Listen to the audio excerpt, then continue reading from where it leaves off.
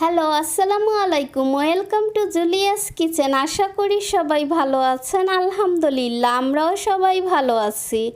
আজকে আমি দেখাবো পেঁপে ও পুদিনা পাতা দিয়ে পেঁপের জুস অথবা শরবত রেসিপি। আশা করি আমার রেসিপিটা ভালো লাগবে। যদি ভালো লেগে থাকে ভিডিওতে একটা লাইক দিবেন এবং পরবর্তী রেসিপিগুলো দেখার জন্য চ্যানেলটাকে সাবস্ক্রাইব করবেন।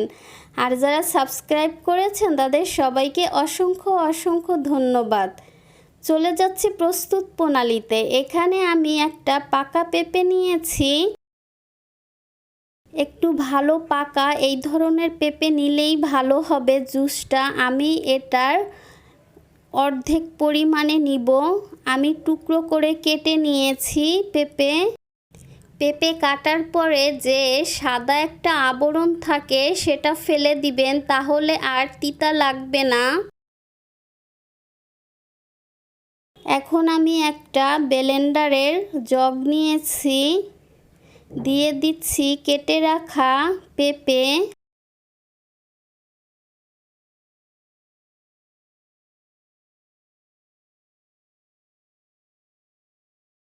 এখন বাজারে প্রচুর পাকা পেঁপে পাওয়া যায়।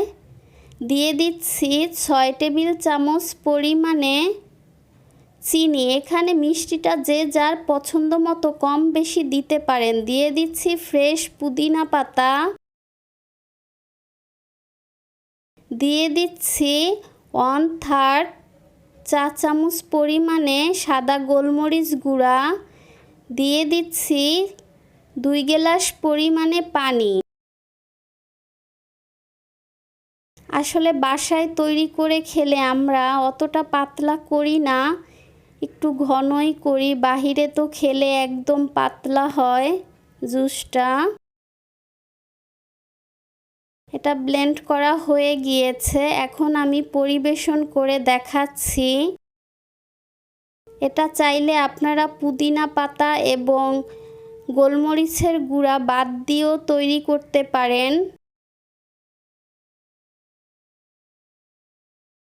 যারা আমার ফেসবুক পেজে দেখবেন তারা আমার পেজটাকে ফলো করবেন এবং লাইক দিয়ে দিবেন। দিয়ে দিচ্ছি আমি কিছু আইস কিউব।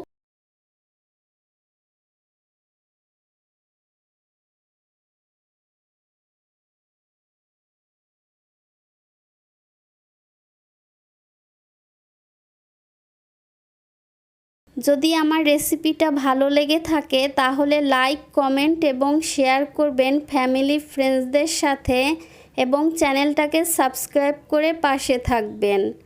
যে যেখানে থাকেন ভালো থাকেন, সুস্থ থাকেন। আমার ও আমার পরিবারের জন্য দোয়া করবেন। আল্লাহ হাফেজ।